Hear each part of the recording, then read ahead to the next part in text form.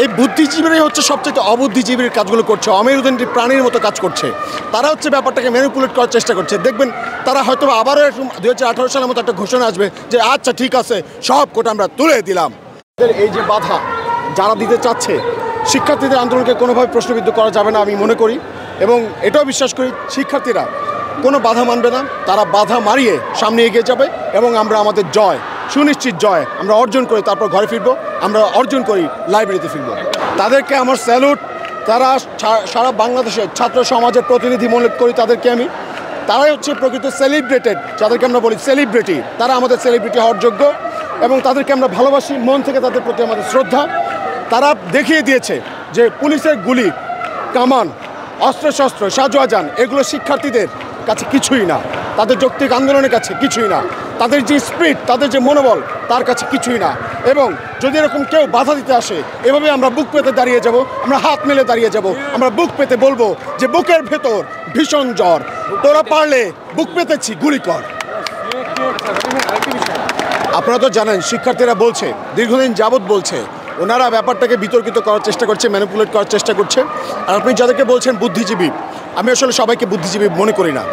বুদ্ধিজীবী যার বিবেচনা করার মতো বিচক্ষণতা আছে, কিন্তু যে কেউ যদি নিজের গায়ে সাইনবোর্ড লাগিয়ে বলে আমি বুদ্ধিজীবী, সেটা তো পাগলেও পারে। সেটা তো পাগলের গায়ে যদি কেউ বুকের উপরে সাইনবোর্ড লাগিয়ে দেয় যে বুদ্ধিজীবী, তাহলে কি আপনি পাগলকে বুদ্ধিজীবী বলবেন? সো আমি এটাই বলতে চাই, শিক্ষার্থীদের যে যৌক্তিক আন্দোলন সেটাতে বিতর্কিত করার অনেকেই চেষ্টা করছে, অনেক অপকৌশল চলছে, তবে শিক্ষার্থীরা কোনোভাবে দমে যাবে না, পিছনে ফিরে যাবে না। এবং আপনাদেরকে এটাও বলতে চাই যে আমরা কিন্তু শুরু থেকে নানা রকম হচ্ছে কি আমাদের গতিপথ বদলেছে আন্দোলনের, এবং আমরা এটাই এখন চাচ্ছি যে বাংলাদেশে চাকরি ক্ষেত্রে সকল গ্রেডে যে বৈষম্যমূলক কোটা প্রথা এটা নিপাত যাক, এটা তুলে দেওয়া হোক।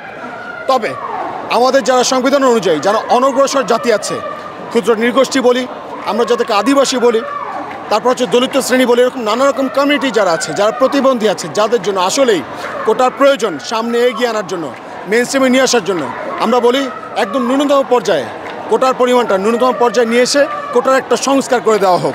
250-টিরও বেশি ডিজাইন অপশন নিয়ে ওয়ালটন স্মার্ট ফ্রিজ, বোঝে আপনার প্রয়োজন।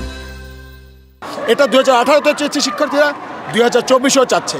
কিন্তু এই যে আপনারা যাদেরকে বলছেন বুদ্ধিজীবী, এই বুদ্ধিজীবীরাই হচ্ছে সবচেয়ে অবুদ্ধিজীবীর কাজগুলো করছে, অমেরুদণ্ডী প্রাণীর মতো কাজ করছে।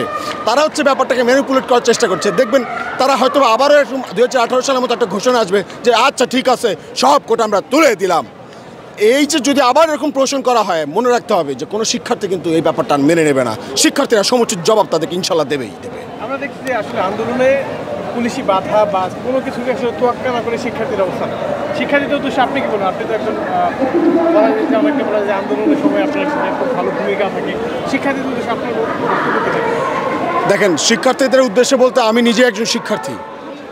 আজকে এই শিক্ষার্থীদের যে সমস্যা, আমারও একই সমস্যা। আমিও একজন আন্দোলনকারী, আমিও আন্দোলনে অংশগ্রহণ করেছি। শিক্ষার্থী ভাইরা যারা আছে, আপনাদেরকে এটুকু বলবো যে আপনারা ভয় পাবেন না, ভয় পাওয়ার কোনো কিচ্ছু নাই। যারা আপনাকে ভয় দেখাচ্ছে ওদের মনের মধ্যে বিশাল বিশাল ভয় নিয়ে ওরা হচ্ছে রাতে ঘুমাতে পারে না। ওদের ঘুমাতে হলে ঠিক আছে, ওরা হচ্ছে ওষুধ খেয়ে ঘুমায়, এরকম অনেক মানুষ আছে, আমি অনেক মানুষকে চিনি। আপনারা কাউকে ভয় পাবেন না, এক আল্লাহ ছাড়া কাউকে আপনারা ভয় পাবেন না। আপনাদের কাছে এইটুকু রিকোয়েস্ট আমি রাখবো এবং আপনাদেরকে বলবো, এই যে পুলিশ যারা দেখছেন, এরা কিন্তু আপনার আমার মতোই মানুষ, আমাদেরই কারো ভাই। পুলিশ ভাইদের উদ্দেশ্যে আমি বিশেষ করে বলতে চাই যে আপনার যারা কমান্ড দিচ্ছে, তারা হয়তো এসি রুমে বসে তারা বুঝতে পারতেছে না যে আসলে শিক্ষার্থীদের যে এখন অবস্থা, মনের যে অবস্থা, এটা কতটা ঝড় তুলে আনতে পারে। যেই ব্যারিকেডটা আপনাকে কমান্ড দেওয়া হচ্ছে, আপনি ব্যারিকেডে এসে অতি উৎসাহী হয়ে লাঠিচার্জ করার চেষ্টা করছেন, টিয়ারশেল মারার চেষ্টা করছেন। আমার পরিবারও পুলিশ আছে, আমি বুঝি। যখন আমার ভাই ডিউটিতে যায়, তখন আমার মনের মধ্যে সবসময় চিন্তা কাজ করে যে আমার ভাইটা ফিরে আসতে পারবে তো, এই টেনশন কিন্তু আমার কাজ করে।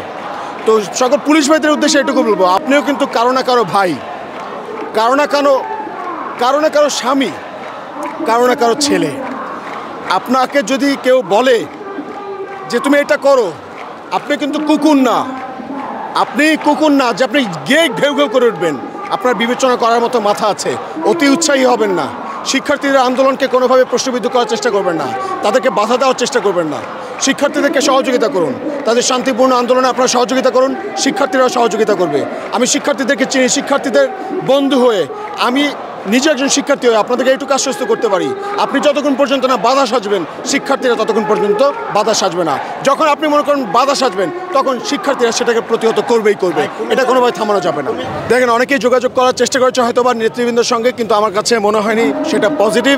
তারা আপোষের কথা বলছে, কিন্তু শিক্ষার্থীরা দেখতেই পাচ্ছেন শিক্ষার্থীরা কোনো বাধা মানে না, তারা আপোষে যাবে না, তারা ডিরেক্টলি চাচ্ছে তাদের যে ডিমান্ড সেটা ফুলফিল হোক।